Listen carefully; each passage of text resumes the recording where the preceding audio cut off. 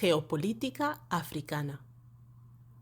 Tu nueva cuenta de noticias africanas. Síguenos en Instagram y YouTube. Comparte, comenta y dale like a nuestras publicaciones. Prepárate para saber más sobre geopolítica africana. Hola a todos y a todas. Bienvenidos, bienvenidas a Geopolítica Africana. Hoy vamos a hablar de un conflicto, algo que no ha ocurrido todavía, pero puede que ocurra, dependiendo de lo que cada uno de nosotros crea, ¿no? Y es algo que no está directamente relacionado con el continente africano, pero indirectamente sí lo está. Voy a explicar un poco cuál es mi posición en cuanto a la situación de Ucrania y las razones por las cuales dos potencias mundiales, estamos hablando de Rusia y Estados Unidos, de una forma u otra están teniendo pues unos cuantos problemas en esa zona, ¿no? Antes que nada, de forma superficial y resumida, me gustaría recordar un poco cómo empezó todo, ¿no? en la región de Ucrania. Como sabréis, Ucrania es un país en el este de Europa, ¿ok? Un país el cual tiene fronteras con Rusia, una gran frontera con Rusia. En el norte tiene frontera con Belarus, en el oeste tiene a Polonia. Creo que también comparte un poco de frontera con Eslovaquia, Hungría, Rumanía también comparte frontera. Tenemos a Moldova y luego la región también da al Mar Negro, ¿no? El cual pues tiene frontera con países como Turquía y Georgia, ¿ok?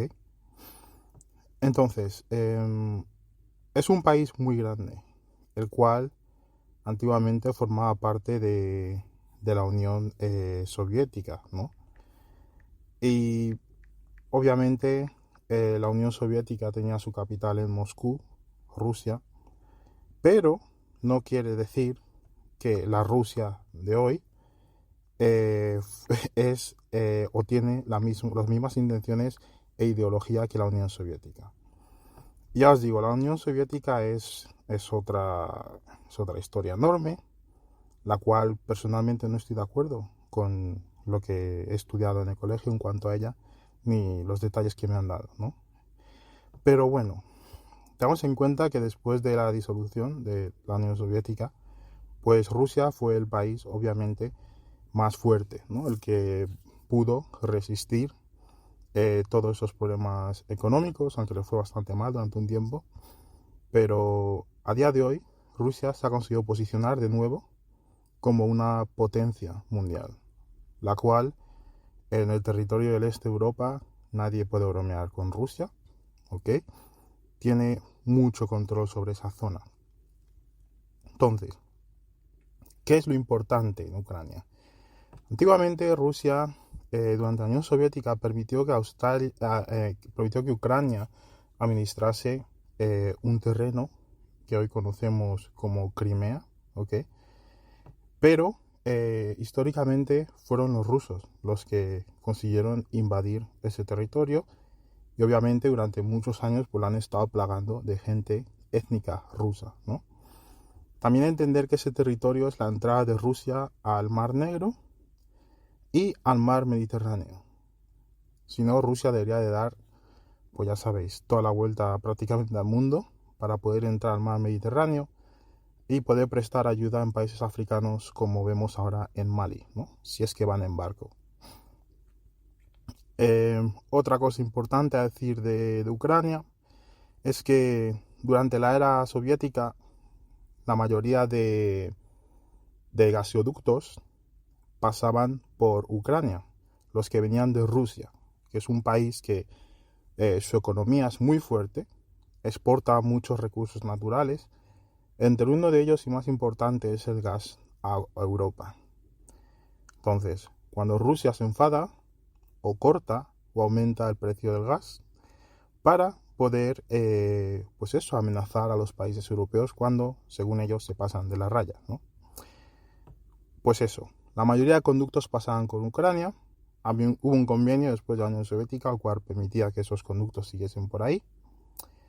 Otra cosa importante de Ucrania es que es un país que estaba o sigue intentando transicionar e ser incluido dentro de la Unión Europea, a pesar de que no cumple muchos de los requisitos, pero como ya sabemos, otros países más pequeños aún tampoco lo cumplían y aún así les consiguieron meter.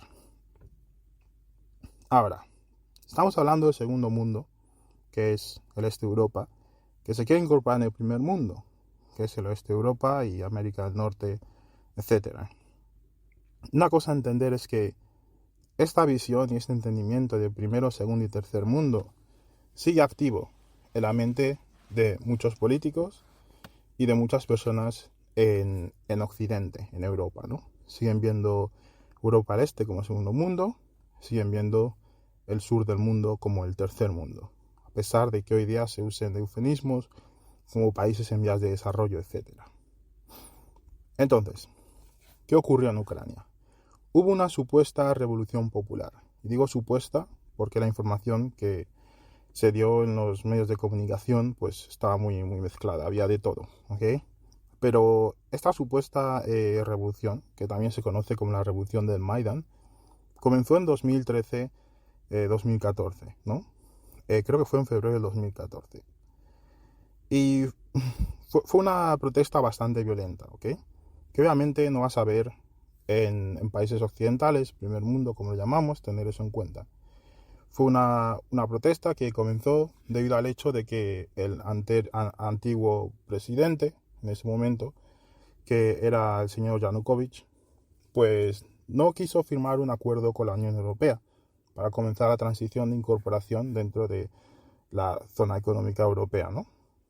Y eso fue debido más que nada, a pesar de que él era una de las personas que apoyaba esto, que quería meter a Ucrania dentro de la Unión Europea, parece ser que el acuerdo que la Unión Europea le presentó para firmar, según él, fue un acuerdo que ningún país firmaría. Sabemos las condiciones que impone la Unión Europea, sobre todo los países africanos que tienen tratos con ellos, y muchas de esas condiciones, sobre todo cuando hay una ayuda externa, son condiciones que o nos endeudan muchísimo o simplemente no las podemos aceptar, o necesitan un títere que lo pueda aceptar por el pueblo, no en nombre del pueblo. Entonces, como siempre, Rusia ha estado influenciando la política de Ucrania de una forma u otra, son los vecinos, es una potencia justo al lado, entonces le interesa saber qué es lo que pasa en sus fronteras, ¿no? Y le propusieron otra cosa al presidente, que al parecer lo aceptó, ¿no? Que era pues ayuda financiera, etcétera, con el objetivo de que no se metiese dentro de la Unión Europea, porque junto a la Unión Europea viene la OTAN, ¿ok? Recordamos que la OTAN es un acuerdo, el acuerdo transatlántico militar entre diferentes países que se hizo en la Segunda Guerra Mundial, ¿no? Y el objetivo, el objetivo era para, ¿cómo decir?, parar el avance ruso hacia el oeste de Europa, ¿ok? Obviamente el avance de la Unión Soviética, perdón. Y durante esos tiempos, pues tenía su objetivo y tenía sentido que existiese. Pero a día de hoy, a decir verdad, la Unión Soviética no existe, entonces no se entiende por qué la OTAN sigue existiendo.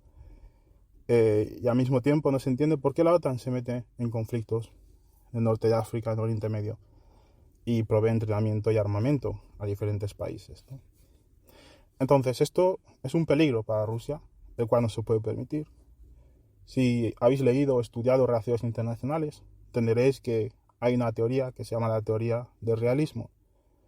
En la teoría del realismo, claramente, el país tiene que controlar lo que ocurre a su alrededor. El país, si es un país el cual busca conquistar, pues obviamente va a conquistar y no va a tener en cuenta lo que dicen los demás países. Su prioridad principal es la protección de sus intereses y va a hacer todo lo necesario para poder protegerlo. ¿Te ha gustado el contenido de este podcast? Ayúdanos a crear más contenido. Hazte un mecenas en Patreon o apóyanos mediante el enlace que aparece en este podcast.